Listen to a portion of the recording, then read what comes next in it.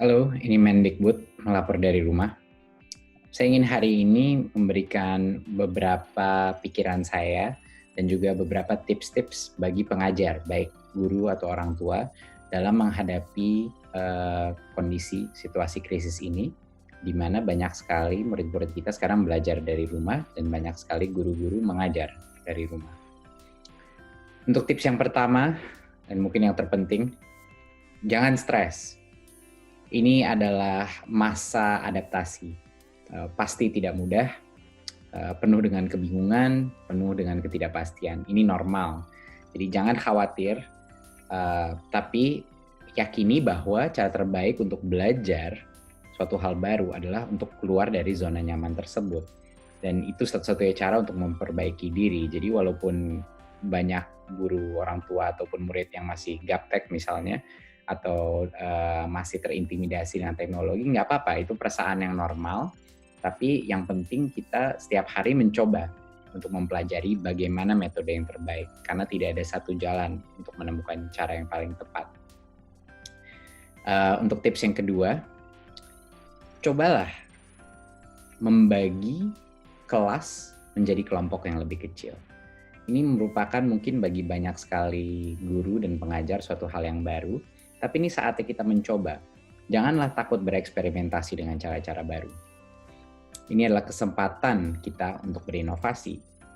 Banyak pengajar sekarang sebatas memberi assignment saja, lalu hasilnya dievaluasi.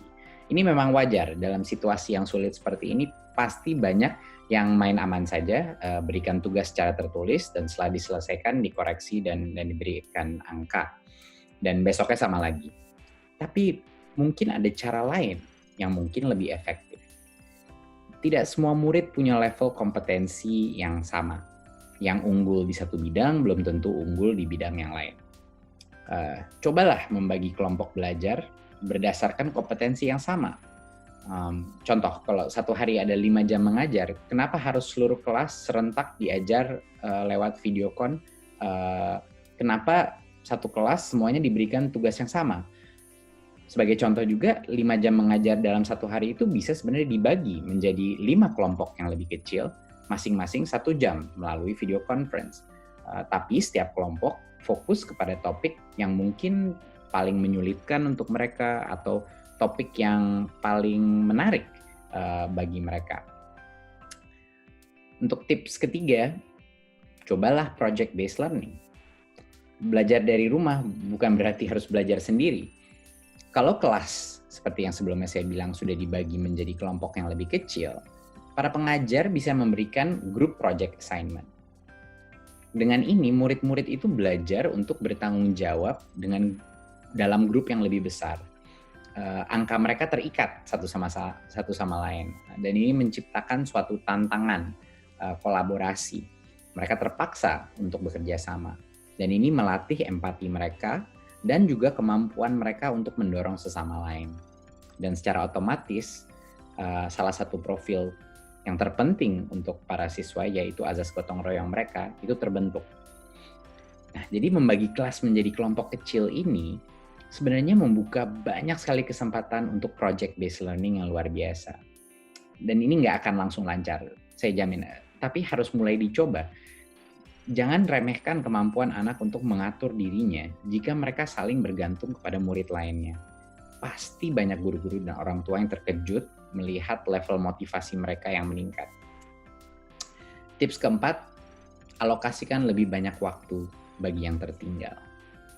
Mungkinkah ini kesempatan untuk memberikan fokus yang lebih banyak kepada murid-murid yang tertinggal di kelas, sehingga mereka bisa lebih percaya diri saat mereka bergabung lagi di kelas saat COVID-19 krisis ini sudah berakhir.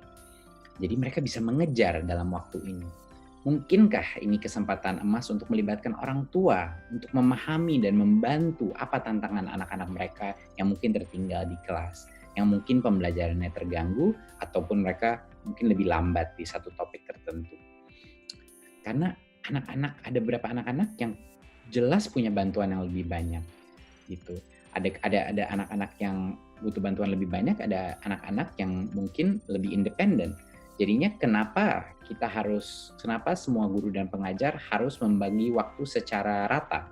antara semua anak. Mungkinkah ini kesempatan untuk benar-benar membantu anak-anak yang lebih tertinggal, yang lebih butuh bantuan?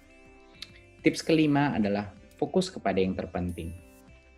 Kalau kita mau mengerjakan semuanya kejar tayang silabus saja, pasti akan suboptimal dan tidak akan efektif. Ini saatnya bereksperimentasi dengan alokasi waktu. Kenapa harus di semua mata pelajaran diberikan waktu yang sama di metode online baru ini? Mungkinkah ini kesempatan untuk mengejar konsep-konsep mendasar yang tadinya tertinggal?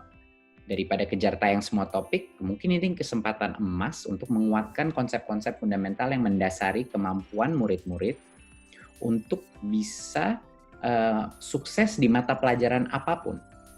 Contohnya seperti literasi dan numerasi atau pendidikan karakter. Dan tips keenam, sering nyontek antara guru. Cuman setengah bercanda. Memang nyontek antara murid itu tidak boleh, tidak bisa dilakukan dan itu tidak bisa diterima. Tetapi guru harus sering-sering nyontek sama guru lain. Ada banyak sekali guru-guru berinovasi dengan metode belajar online. Sama seperti murid, ada guru yang lebih cepat, ada guru yang lebih lambat beradaptasi dengan teknologi. Jangan ragu-ragu meminta pertolongan dari guru lain. Jangan ragu-ragu meminta contoh-contoh atau best practice dari guru-guru yang lain.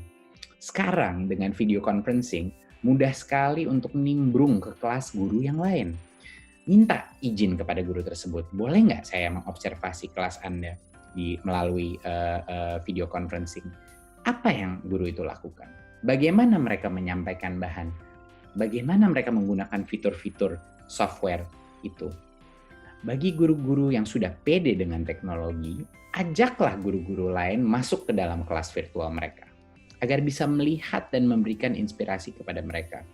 Ini adalah kesempatan emas untuk para guru-guru nimbrung secara digital di dalam virtual classroom-nya guru-guru yang sudah lebih canggih.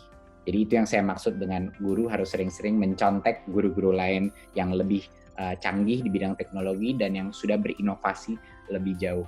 Dan tentunya ini akan juga meningkatkan semangat para guru karena mereka bisa melihat di dalam suatu virtual classroom apa yang mereka lakukan berbeda dari kelas yang biasa. Dan tips terakhir adalah have fun.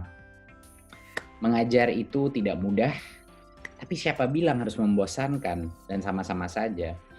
Walaupun kita dalam krisis ini saatnya mencoba hal-hal yang dari dulu mungkin kita masih ragu, tapi di dalam hati kita rasa ini yang terbaik untuk para murid-murid.